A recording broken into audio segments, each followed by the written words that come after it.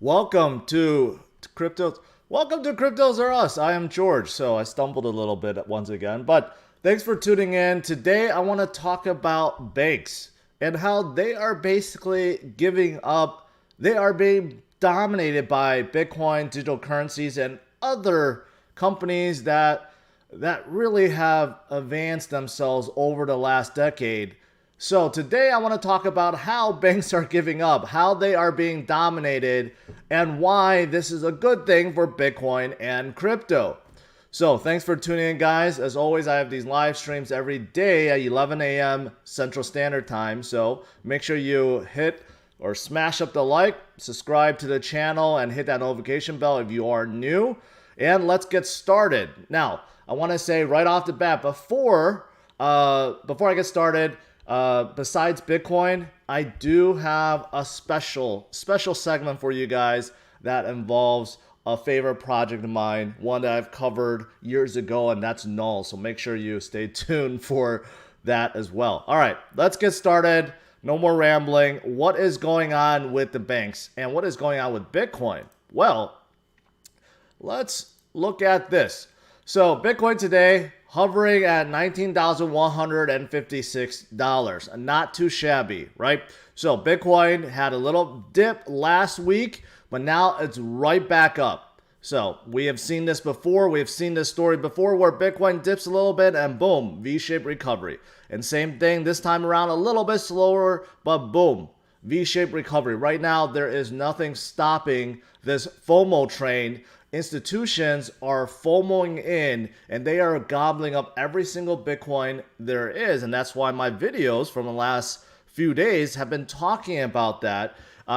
This is not hype. This is not fake. This is legit. When you have some of the biggest institutions out there FOMOing to Bitcoin, that's legit. And if you didn't catch my video from this morning, I talked about Fidelity Investments. They are one of the bigger players in Wall Street. In fact, they are probably top 5. If you look at the number of employees, how much revenue, how much assets they hold, they are absolutely enormous. And they are very, very, very involved with Bitcoin and crypto. So if you haven't checked out that video, make sure you do so. All right, so why are the banks destroying themselves? Well, look at this. I came across this article, and kind of interesting, that talks about how, yeah, you could buy Bitcoin on PayPal for $1. But what's interesting about this article is they actually list out the fastest growing banks, okay? And banks in quotes, because the two up here that are labeled disruptors, they are actually not banks. People see them as banks, but they're really not banks. But take a look. You have JP Morgan that is still trying to cling on to the top, right? PayPal. And then you have Bank of America, Citigroup, Wells Fargo, Morgan Stanley, Square, Goldman Sachs, US Bancorp, and Trust Financial. The thing is, most of these banks have been around for hundreds of years. And in terms of their growth, it's basically non-existent. Non-existent. They operate, banks are a necessary evil. Everyone has one. Everyone needs to have one to be able to pay bills and be able to get their paychecks and so forth, right? But they are being disrupted. That's where someone like PayPal and Square comes in. Why is this relevant? Because the banks, they really don't know how to compete well, right? Now you're starting to hear like banks adopt services like Zelle, right, for peer-to-peer payments, but still, they've been operating the same way for basically forever. So now the digital world is here. That is why PayPal and Square, they're starting to eat up their customer base, eat up transactions, and basically eating up the money that would be flowing into their stocks. So the banks are basically self-imploding at this point, right? It doesn't mean that they're all go implode and close down shop tomorrow, but who knows? A lot of banks went down in 2008, right? And that was out of the blue. But PayPal and Square, they're disruptors, and guess what they're doing? They're getting themselves involved with Bitcoin and crypto, because the irony is, as much growth as both of these companies have seen, and how they are disrupting the banks, they themselves are being disrupted also. They're being disrupted by crypto. So that is why they're adopting, right?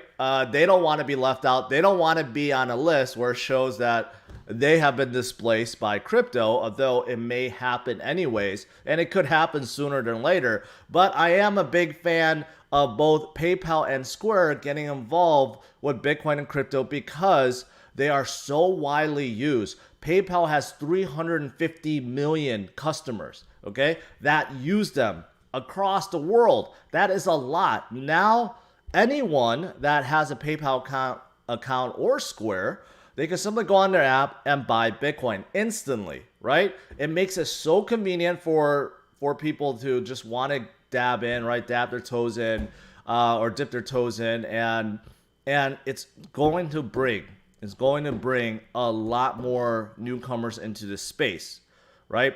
So this is part of the reason why the banks are getting destroyed and dominated, right? So if you look at, I don't know if you guys happen to look at it, but PayPal's crypto page is pretty simple, right? And it even says you could start as little as $1 in your PayPal wallet. I know most of you guys have been in this space for a while, but there are some people that still ask me in my channel, like, hey, how do I put like 10 bucks in, right? Or is it worth it for me to put like 100 bucks into Bitcoin? The answer is yes and yes. And PayPal makes it easy. And same thing with Cash App. Cash App actually pretty interesting. They have like a Bitcoin story if you go to their page, right? But going back, so both PayPal and Square, they're disrupting the banks, right? But they themselves are being disrupted. But guess what? Out of this list, what's missing? What's missing from this list? What is, or who is the biggest bank of all, right? And that's actually Bitcoin. If you look at it, Bitcoin is at 356 billion in market cap, right? And I know this is like teetering with this list with JP Morgan, but still, basically Bitcoin is the biggest bank out there. It is. Anyone could be a bank when they're holding Bitcoin, not only Bitcoin, but crypto overall. Anyone with a mobile phone, right? With a ledger, with the desktop, it doesn't matter. Even with a piece of paper, you could be your own bank. And that is powerful, right? And you're not limited to just USD. Any currency out there, right, could be used to buy Bitcoin, and you could store as much as you want in your pocket. You don't have to worry about lugging around gold or doing KYC information, right? Basically, if you have it, that's it. If you want to send it, you want to receive it, no one is in the middle that is going to stop you or question you, right? So Bitcoin is actually the biggest bank out there if you think about it, and it's only going to get bigger. And this is just a list of the largest US banks, right? I don't have a list of the world banks, but as Bitcoin gets bigger and bigger and bigger, Bitcoin will be the dominant bank of the world, right? And that is what we're all looking for, and that could come sooner than expected, right? All right. Now, that's not all, right? Yes, the fact that PayPal and Square and Bitcoin are disruptors, and Bitcoin is disrupting everyone, right? How else are the banks destroying themselves? They are destroying themselves. They are self-imploding. Because you know why? Their own analysts are now giving in and promoting Bitcoin. So you think about it. They basically waved the white flag. They're like, we can't stall this anymore. We can't fool people anymore. We can't be so negative because Bitcoin is here to stay. It is the future. So we might as well talk about it and try to jump on a bandwagon. So look at this article. This is from Citibank, right? Citibank came out the most bullish prediction that Bitcoin could hit 300,000 in 2021. This is from a Citibank analyst, right? That is saying this. So think about that. But within the last few days, JP Morgan, the top dog, of this list, have come out and said, yeah, go buy Bitcoin, right? So they are basically bringing on their own self-destruction. So this just came out. JP Morgan predicts 600 billion Bitcoin demand, and this is just in the worst case scenario. If the total asset allocation from all the largest financial companies, if they just divert 1%, just 1% into Bitcoin that will cause Bitcoin to have a 600 billion market cap, right? So that's roughly double. That's just 1%. But you know, as institutions FOMO more and more and more, and retail investors start FOMOing more and more and more, right? That 1% is going to become 2%, become 5%, become 10%, right? And why do they say this? Well, they're looking at someone like Mass Mutual, which is a huge institution with 235 billions of assets or investments, not assets, investments, right? And they have been around forever, 160 years, more than our lifetimes, more than ours and our parents' lifetimes, and you know, they've been around the block, right? And they all of a sudden publicly declared they have bought $100 million worth of Bitcoin. And JP Morgan feels like, yeah, let's go open the doors. When they do it, right, other insurance companies, other retirement plans, other institutions will look at this and say, yeah, maybe we need to get involved with Bitcoin, right? So even JP Morgan themselves, their analysts, is saying to go buy Bitcoin at this point. So this is bringing on their own self-destruction, right? And just last week, another JP Morgan analyst said that gold will suffer because institutional investors will move their money from gold into Bitcoin. So again, another very bullish move. You look at, or bullish call, I should say, if you look at how gold has a $9 trillion roughly market cap, $9 trillion, right? Just a small percentage of that moving into Bitcoin. That is enormous, right? So I just, you know, I find it funny that the banks, you know, now recognize that Bitcoin is here to stay. They have no choice but to talk about it, and they're talking about it in a very, very positive light. I wonder if these analysts themselves hold Bitcoin. They probably do, right? But that's what I want to talk about today. In addition to everything else I've been talking about institutions and FOMO and all this stuff, right? I just want to point out that that Bitcoin does allow anyone to become a bank, right? Most of us in first world nations, we don't realize this. It's very easy for us to get a bank account, but there's there's billions of people around the world that have no access to a bank account, or they've been denied one, yet they have a mobile phone. And with Bitcoin and crypto, anyone now has banking access because they could act like their own bank. And that's very, very powerful. And you know what? The banks, they're still trying to adopt. They're still trying to figure it out. But at this point, it's kind of like little too late, right? Bitcoin is flying up and no one is stopping this train.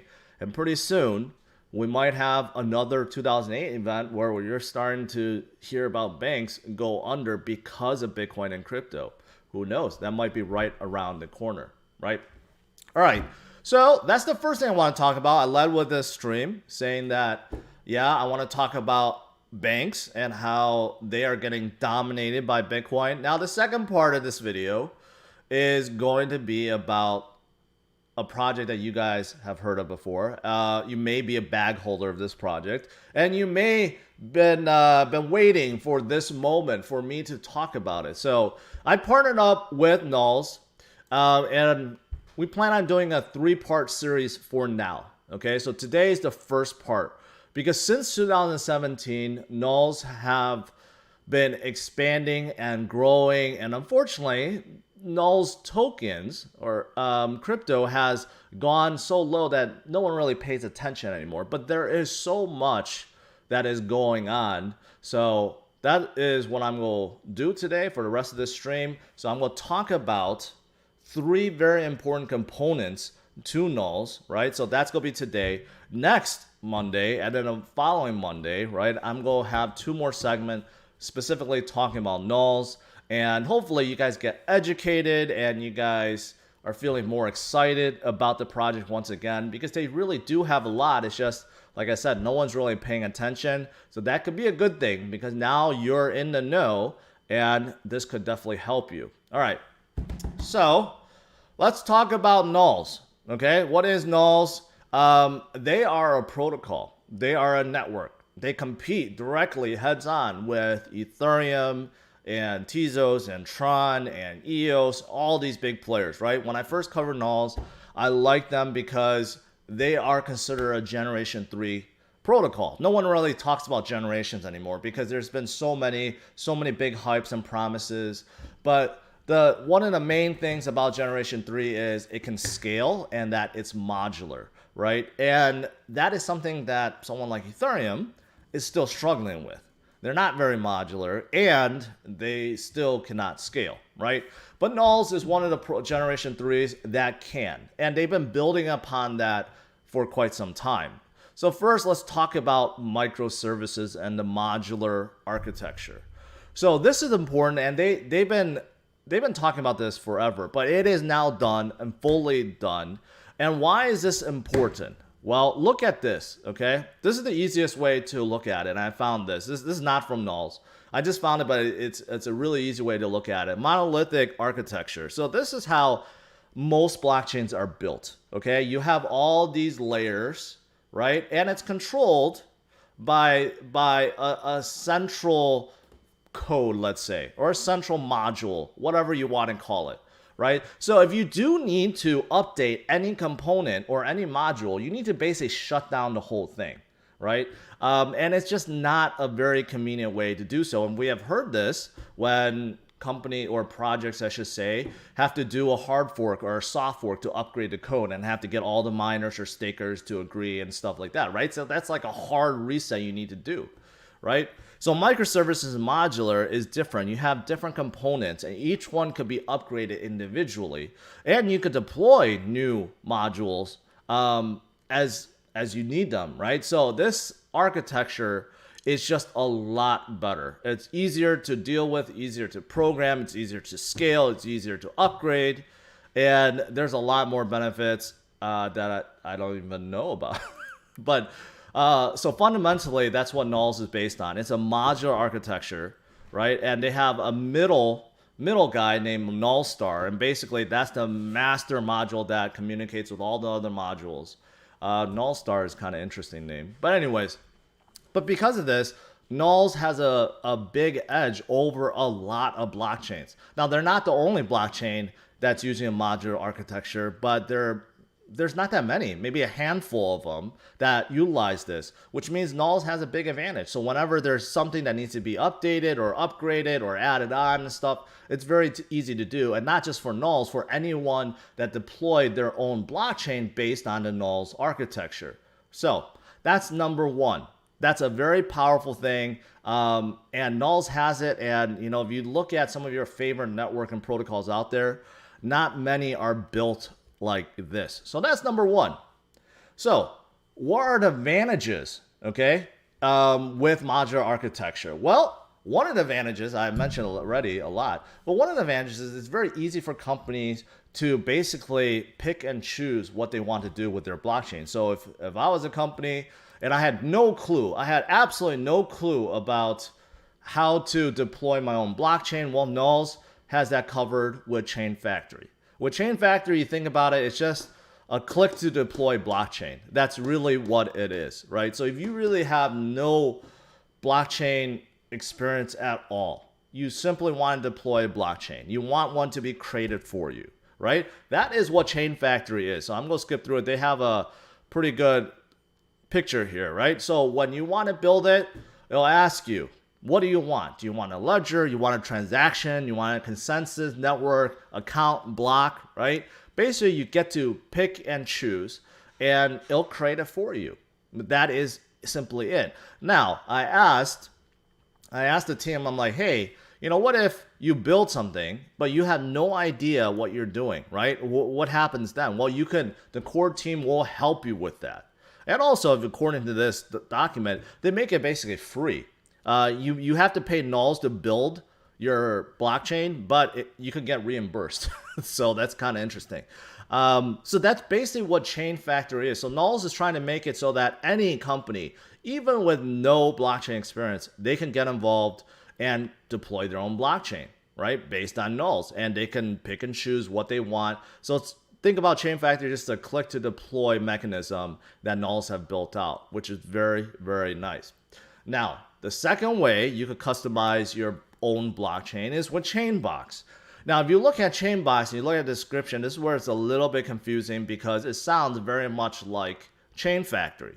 But Chainbox is more sophisticated. This is more for companies, projects that does know what they're doing, but they don't want to design a blockchain from the ground up. Okay, there's a lot of things that you have to worry about with consensus, with the network, right? Communications, with staking, all that stuff. Like if you didn't want to deal with any of that, you just want to concentrate on, say, programming your dApp, or you want to create your own module that does this, that you want to add into your blockchain or some other blockchain, right? That's what Chainbox is all about. So it's still a very quick out of the box solution for projects and companies that want to utilize blockchain, right? But this is more sophisticated so that you could customize it. You could customize just what you want without worrying about the entire blockchain, right? So that's what Chainbox is. So, I mean, if you go to Null's website, they basically stay it out right away, right?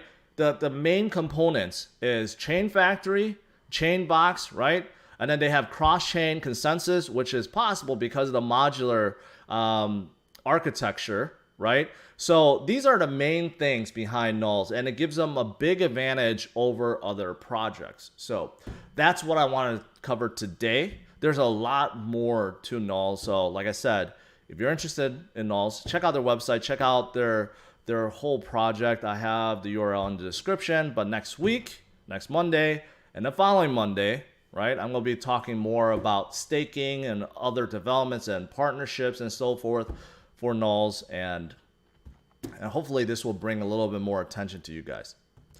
All right, guys, let's, I don't know how long it's been. It's been 21 minutes. I've been saying I want to keep these streams short, so let's do a quick Q&A, and then I'll let you guys get back to your day.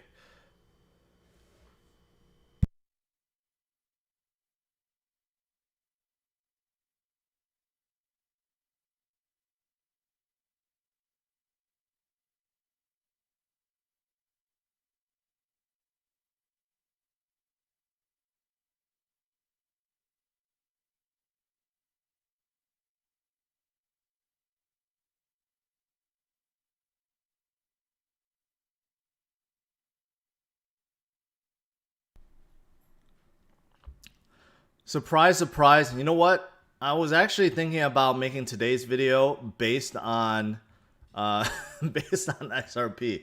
You know, I've been coming up, hopefully you guys been enjoying my segment videos, right? Been trying to come up with creative topics and so forth to talk about. But I do plan on having more topic videos about individual altcoins specifically, right? Probably not my mainstream, but like the segments I've been posting out, you know, in the beginning of the morning or afternoon or night. So I will be talking about more things like that.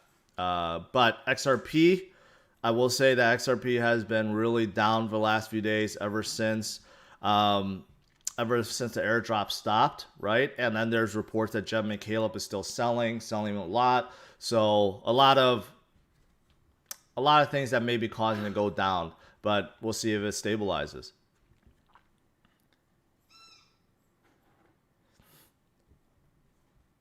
You know, low roller, you know, the thing about Pornhub being banned by Visa and MasterCard, I actually created a video based on that. And it was so controversial. So many people disliked it. I removed the video because it just seems like, you know, I figured we're all adults. We could talk about adult things, but there's so many people that didn't like the topic, so I removed it. But I think that's actually a good thing for Bitcoin and crypto because they basically have no choice but to adopt crypto fully now, right? Kind of like a lot of online casinos and poker sites. They have basically fully embraced Bitcoin and crypto in the same way. So I do think that's actually a good thing for both.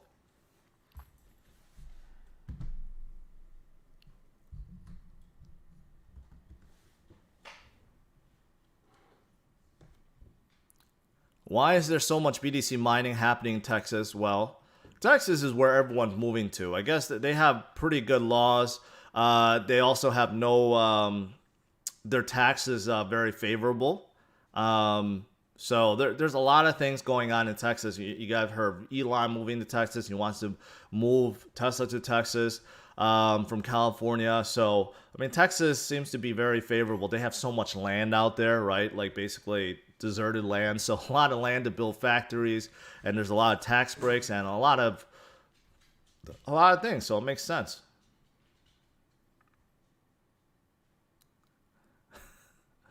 All right, Texas will become the new California soon. It could. A lot of people's moving out of California, so it possibly could.